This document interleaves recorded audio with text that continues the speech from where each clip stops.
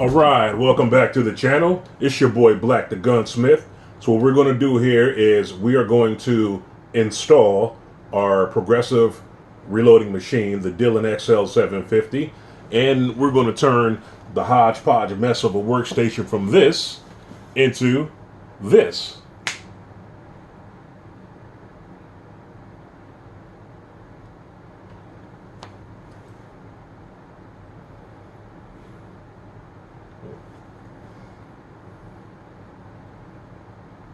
Excuse me.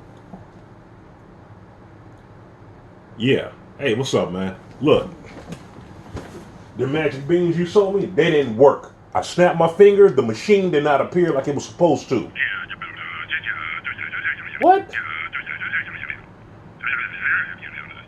What you mean special effects? I saw you do it. That was After Effects? Then how come you sold me $300 worth of magic beans thinking I'm going to snap my finger and something's going to materialize? Jelly bellies?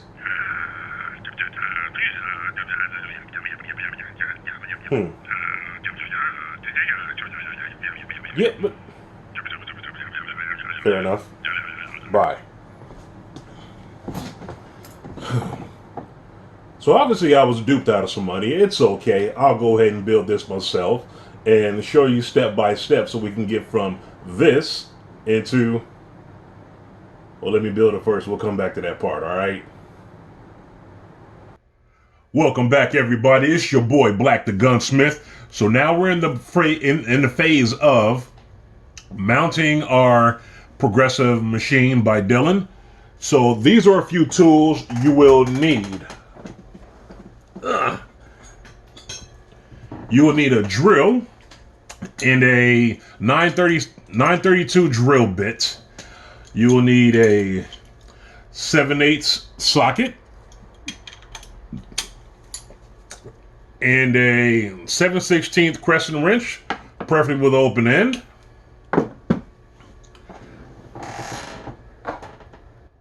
And that seems to be it for right now. So let's get to it. So first, what I did was, this is my own setup. So I used an old computer, old television stand that I mounted a piece of wood on. And you can see the wood extends out some, just for the simple fact that I needed room over the edge in order for the lever to work properly. Now, Dillon also has a mounting stand to install the machine on, but I didn't need it, so we're not going to worry about that. And one thing I did do when I first installed this, I'm pulling on the lever, and the force sometimes was kind of hard, and it raised the back of the stand up, raised the back of the TV stand up. So I just put a cinder block on it. So here we go. What you will need is 4 1/4-inch bolts, 2 washers per bolt, and 2 nuts. So on either side. So as you can see, I've already drilled my holes. 1, 2, 3, 4. So let's set these off to the side. Right there. And we'll go ahead and mount the machine. And I'm only going to bolt down, for the time being, the left side right here, because there's something special about the right side. So here we go. This is it. Go ahead and put our bolts in place. Whoops. Make sure you put the washers on top before you put the bolts in.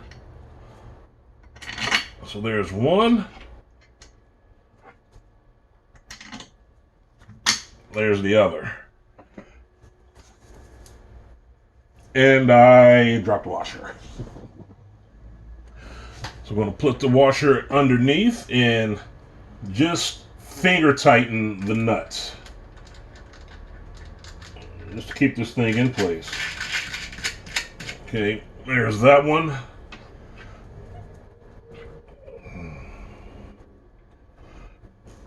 And we'll go ahead and do the second one.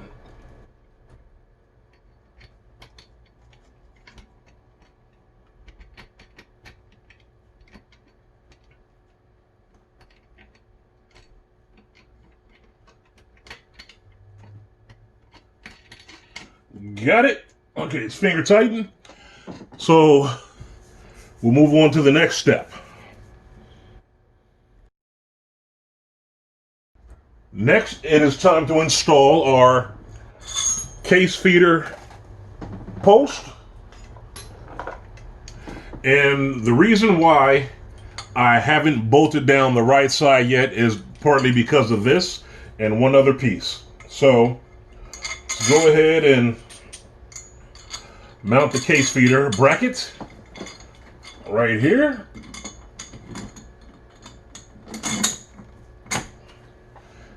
And get our lock nuts.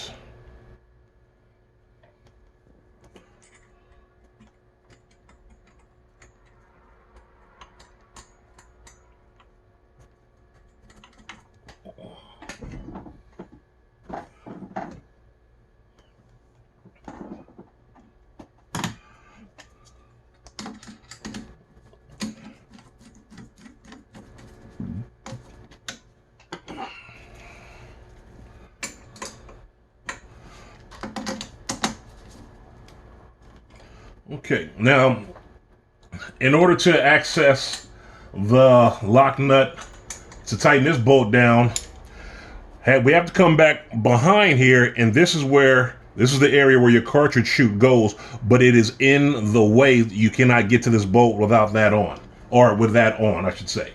So that's why I haven't done that side yet.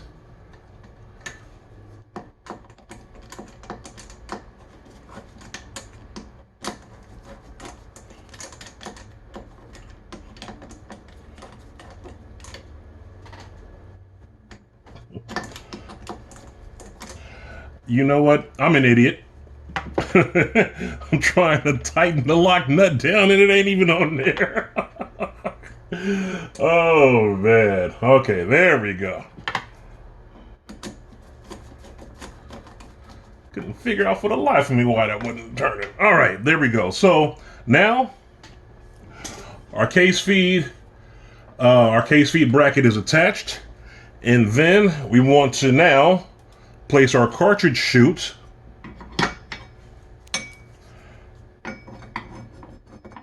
on the back. Slide that in position. Get our bolt and our washer.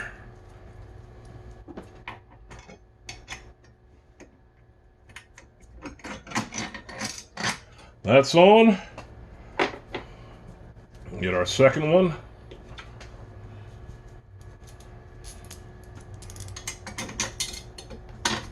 That's in position.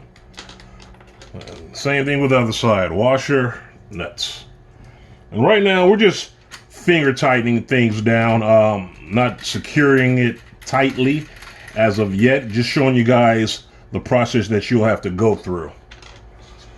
And before we get to the actual movement of the machine, everything will be tightened down.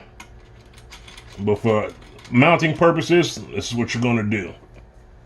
All right, so now we have our cartridge chute mounted. We have our case feeder bracket mounted. Let's get to the next step. Next up is our handle in order to operate the machine. Now, you have two choices you can do on this. It's pretty up to you. This is the standard handle that the machine comes with.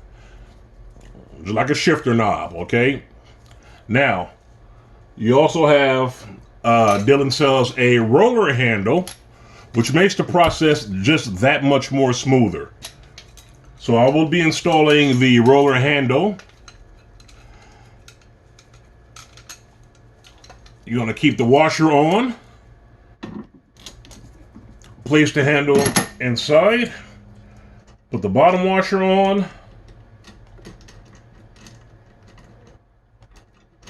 And the nut does not want to screw on here. There we go. So now we're going to take our 7/8" socket and go ahead and tighten this down.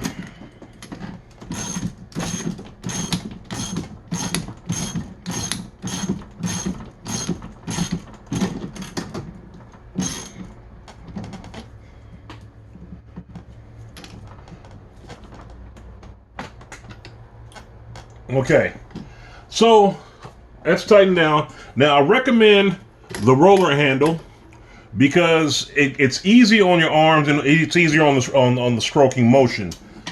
As we cycle down, there we go. I can roll it off my fingertips.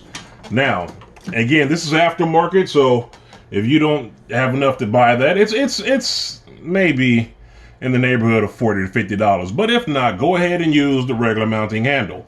Now, the difference is, and you'll notice, that's why I invested in this.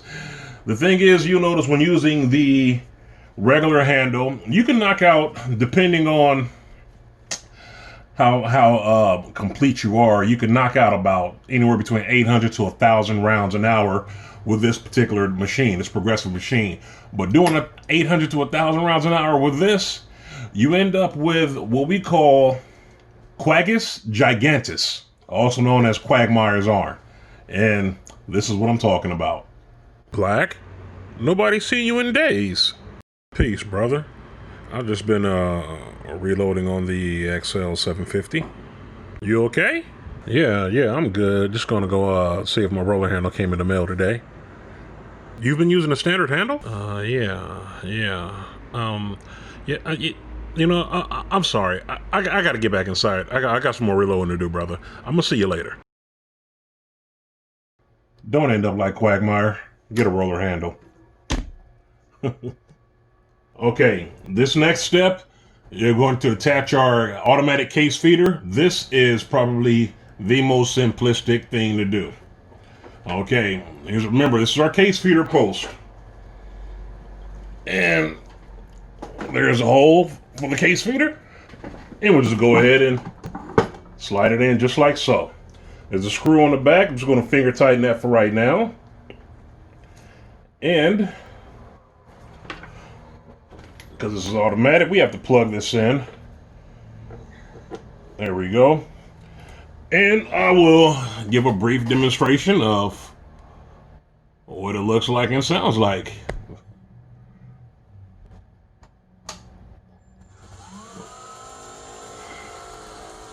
There we go.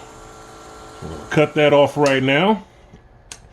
We're going to drop this camera down so I can show you the case feeder tube.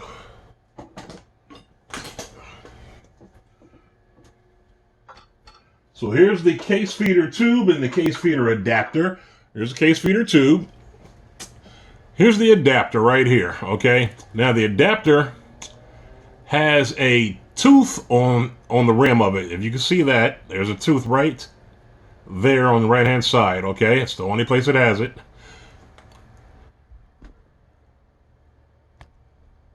On your tool head, there is a slot right here where the case feed adapter slides into, and there's a notch right on the outer edge of it. So we're going to place the tooth on the case feed adapter. We're going to slide that right in there, just like so. Now, this has directional arrows on the case feed tube.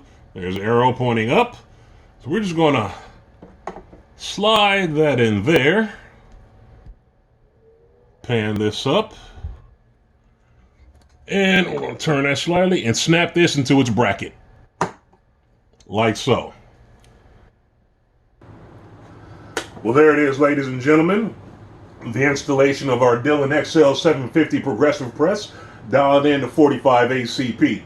So, thank you for joining us. Tune in next time, and we'll take you through the process of installing the dies in each of the 5 stations, also how the case feeder works, your primer tube, and we're going to have a good time. So, again, thank you for checking us out. Black Powder Channel, it's your boy Black the Gunsmith. I want to send a special shout out to Justice Born. You know who you are, you know who you be. Peace, one love.